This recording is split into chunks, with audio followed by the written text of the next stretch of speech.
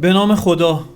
اینجا کانال راز منم، کسی نیستم جز فراز. در عین حال خیلی خوشحال و خرسند و پر انرژی هستم بابت اینکه قرار یک قسمت کوتاه ولی با کیفیت از تایم روزم رو با شما عزیزان به اشتراک بذارم و اون چیزی نیست جز پیام کائنات. اینکه ببینیم امروز کائنات در قامت کلام حافظ چه پیامی برامون داره و من فقط در قالب یک راوی، نه روانشناسم نه آگاهی خاصی دارم، فقط پیامو قراره به گوش تو رفیق جان برسونم و بابت این موضوع خیلی حال خوبی دارم. وقتی که این کار رو انجام میدم خودم مثل شما دوباره گوش میدم و این فرصت رو شما به من میدین، بابتش سپاسگزارم. زیاده گویی نمی کنم، میریم سراغ پیام امروز. چند ثانیه سکوت میکنم تا نیت کنی.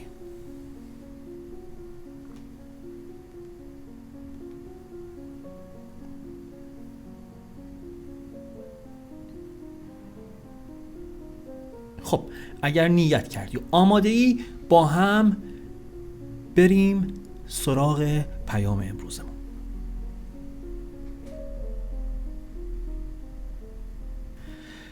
سینه از آتش دل در غم جانانه بسوخت، آتشی بود در این خانه که کاشانه بسوخت. تنم از واسطه دوری دلبر بگداخت، جانم از آتش مهر رخ جانانه بسوخت.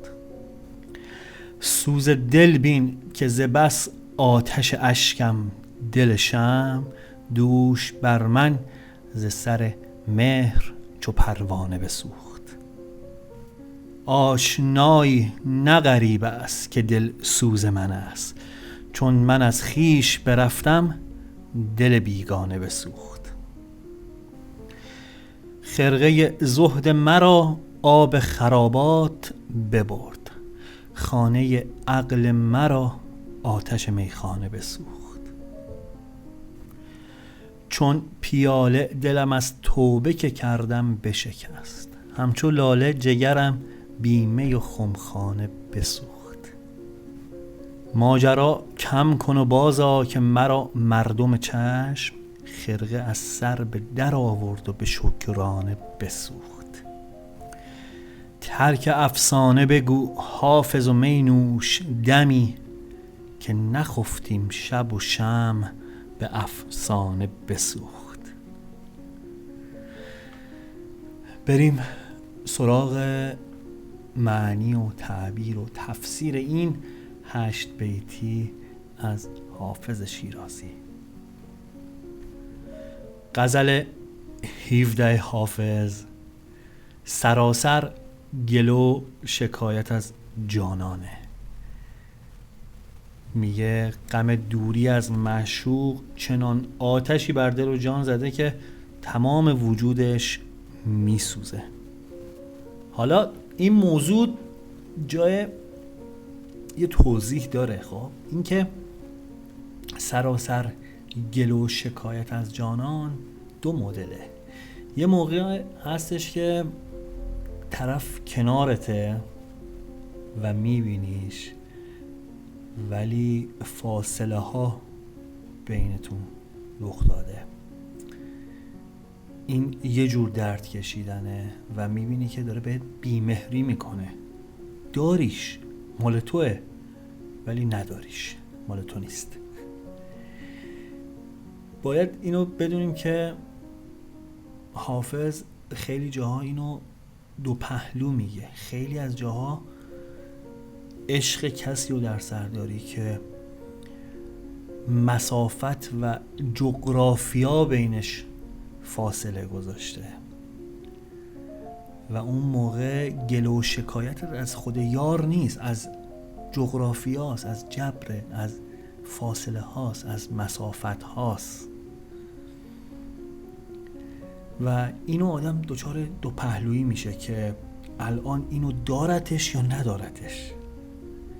در هر صورت چیزی رو که حافظ اینجا داره تجربه میکنه اون حالتیه که در کنارش هست ولی داره بهش بی‌مهری میکنه، عشقشو نمیچشه، درکش نمیکنه، سرد شده براش.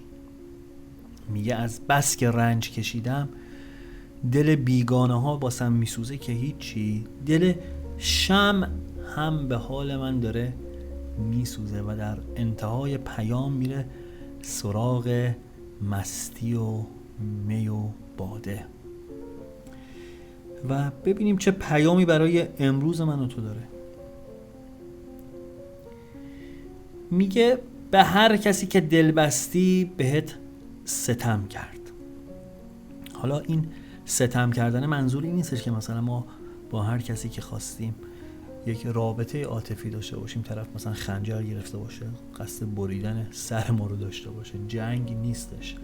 موضوع اینه که یه موقعی هست ما میایم انتظاری بیجا از کسی داریم یا به یک فردی اشتباه دل میبندیم، یا خیلی از مواقع که اگر قبلا هم مهمون من توی این کانال بوده باشی میدونی که خیلی از مواقع این موضوع رو من سودای انجام کاری در سر میدونم. یعنی یک هدفی رو داشتی و رفتی توش شکست خوردی، قصد و نیت انجام کاری رو داشتی، با هر موضوعی وارد شدی ولی اون چیزی که میخواستی پیش نرفته.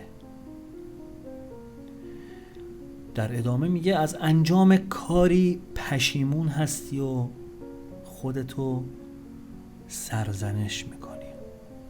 حتما برای همه ماها تا حالا بارها و بارها پیش اومده باشه که توی زندگیمون قدمی رو اشتباه برمیداریم، تصمیمی رو اشتباه میگیریم، حرفی رو نابجا میزنیم و بعد دنیا رو سرمون خراب میشه، انگار خودت به خودت باختی. یه همچین حال و هوایی رو داره قسمت از پیام. میگه کار اشتباهی رو انجام دادی و پشیمونی، ناراحتی بابت انجامش و داری خودتو سرزنش میکنی. پیام یکم جلوتر میگه که به هر حال باید دست از غم برداری و این حال پریشونتو خودت عوض کنی و به خودت کمک کنی. زندگی در حال گذره، یعنی اگر اتفاقی هم بوده که پیش اومده و تو بابتش ناراحت هستی و شاید هم فرصت جبران کردنشو نداشته باشی یا شاید هم فرصت جبرانشو داری و به زمان نیاز داره، میگه به چرخه زندگی برگرد، به چرخه کوششت برگرد، به هدفت برگرد. این دلیل نمیشه که بخوای خیلی تو این حالت باقی بمونی و بدون که با صبر کردن هم این موضوع حل میشه. پیام این تذکر رو میده که با انتظارات بیجا و خیال پردازی کارها پیش نمیره. اینو بدون و آگاه باش که اگر اتفاقی توی زندگی رخ میده و تو نمیتونی نسبت بهش تصمیم درست رو بگیری، یک قسمتیش مال روزگاره و یک قسمتیش هم شاید تو مقصر بوده باشی. خیلی از مواقع خود من اینجوری یعنی خیلی از مواقع کسایی رو میبینم که طرف تو توهمه. حالا چرا من میتونم اینو ببینم؟ چون منم تجربه کردم تا اون نقصی که در دیگری میبینم در خودم نباشه که من نمیتونم ببینم. خیلی از مواقع گرچه که الان یکم پا به سن گذاشتم دیگه، خودم مچ خودمو میگیرم و یکم آگاهتر شدم، هوشیارتر شدم، ولی خیلی از مواقع ما میایم میشیم قهرمان سناریوهایی که توی ذهن خودمون داریم انجامش میدیم. خیلی از مواقع خیلی از کارها رو طوری پیش میبریم که فکر میکنیم درسته و همه چی طبق برنامه ما داره پیش میره و اگرم اتفاقی افتاده از پیش تعیین شده، ولی موقعی که میرسیم به قسمتی که باید نتیجه بگیریم میبینیم بابا اصلا از بیخوبون کار اشتباه بوده. و پیام داره میگه انتظار بیجا و خیال پردازی نداشته باش که کارها پیش بره. باید عقل و جایگزین اون خیال پردازی کنی. حالا این که کلیشه است، این که جمله است، من فراز میگم عقل و باید جای مثلا خیال پردازی استفاده کنی، ولی نمودش توی زندگی چی میشه؟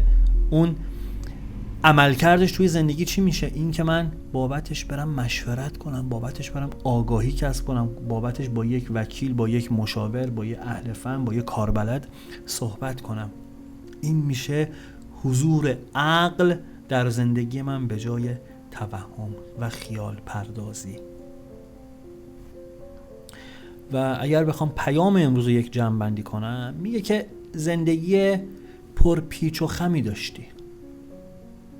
زندگی بوده که همراه با غم و اندوه بوده و سختی‌های زیادی کشیدی، طوری که این سختی‌ها و این رنجایی رو که تحمل کردی خیلی ها شاهدش بودن، بستگانت دیدن، رفقات دیدن و یکم زخم هنوز از قبل باهات هست. اما میگه اینو به خاطر داشته باش که تو هر شرایطی که هستی باید از روی عقل و منطق تصمیم بگیری، نه احساس. خیلی از مواقع شما زمانی که یک مشکل، یک چالش، یک بحران توی زندگیت هست، دقیقاً اینو تصور کن که یک پازل توی زندگی وسطش رفتی قرار گرفتی، وسط یک پازل هستی و سردرگمی. کسی که با احساسش عمل میکنه به نظر من وسط پازلیه که نمیتونه ببینه. چرا؟ چون زاویه دیدش خیلی محدوده. کسی که میاد راجع به اون موضوع با یکی دیگه صحبت میکنه، یک فرد عاقلیه که از بالا داره اون پازل رو نگاه میکنه و خیلی راحت میتونه این خونه ها رو کنار هم دیگه بچینه. برای اینه که ما خیلی از مواقع مشورت میکنیم، برای اینه که ممکنه تو برای یک کس دیگه یک نسخه‌ای بپیچی عاقلانه و منطقی، ولی نوبت خودت که میشه نمیتونی عمل کنی. خیلی از مواقع دیدی واسه همتون حتما پیش اومده دیگه، برای یکی دیگه میدونی باید چیکار کنی ولی موقع تصمیم گیری برای خودت باشه مسیر رو اشتباه میری.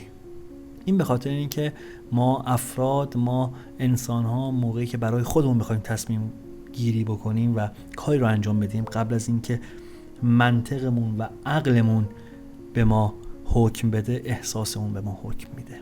برای اینه که انقدر نقش مشورت کردن توی زندگی مهمه. در نهایت اینکه بلند پروازی نکن و دنبال آرزوهای محال نرو که نه تنها نتیجه‌ای برات نداره، بلکه خیلی از فرصت‌ها رو هم به خاطر اون وقتی که اونور میذاری از دست میدی. این نوید و مژده رو بهت بدم که به زودی قصه غمهات به پایان میرسه و تو هم به کامیابی میرسی. الهی آمین. یه حالی برای همتون از خدا میخوام، یه روزی الهی پیش بیاد این ماجرا که یه دفعه به خودت بیای ببینی خیلی وقت یه مشکلی تو زندگیت نیست، یه نفس راحت بکشی بگی خدا رو شکر. از خدا برای تک تکتون این حالو میخوام، یه روزی به خودت بیای ببینی که چند وقتی من تو اون خونه ای که مثلا خیلی وقت پیش داشتم تو ذهنم مرورش میکردم و نقشش رو میکشم دارم زندگی میکنم، چرا یادم رفته خدا رو شکر کنم. همون لحظه خدا رو شکر کنی. از خدا این حالو میخوام، یه روزی به خودت بیای ببینی دیگه بدهکاری مثلا تو زندگیت نیست، تو یکی از حسابای بانکیت مثلا داره پول پس انداز میشه، پول جمع میشه و به خودت بیای بگی ای بابا من یه روزی مثلا دغدغم این بود که مثلا فلان قدر پول داشته باشم، برم فلان کار رو انجام بدم، الان چندین برابرشو دارم و خدا رو شکر. خیلی از اتفاقات اینجوری تو زندگی رخ میده. یه دفعه به خودت میای میبینی از اون چیزی که خیلی وقت پیش میخواستی رخ بده خیلی وقت رخ داده و تو فرصت نکردی خدا رو شکر کنی و دیر نیست، همون لحظه خدا رو شکر کن. یه همچین حالی رو برای تک تکمون از خدا میخوام. امیدوارم هر کجای دنیا تو هر ساعت از شبانه روز که هستی و داری این پیامو میشنوی یه همچین اتفاقی برات رخ بده. این بود پیام امروز. سپاسگزار حضورت هستم که تا اینجا این پیام با من همراه بودی. همیشه گفتم لایک ها و کامنت های شما به من انرژی میده، اینو از من دریغش نکنید. و یه متنی از سپهری رو خیلی دوستش دارم، اینو بگم و از حضور تک تکتون مرخص بشم. زندگی راز بزرگی است که در ما جاری است. زندگی فاصله اومدن و رفتن ماست. رود دنیا جاری است. زندگی آبتنی کردن در این رود است. زندگی وزن نگاهی است که در خاطره ها میماند.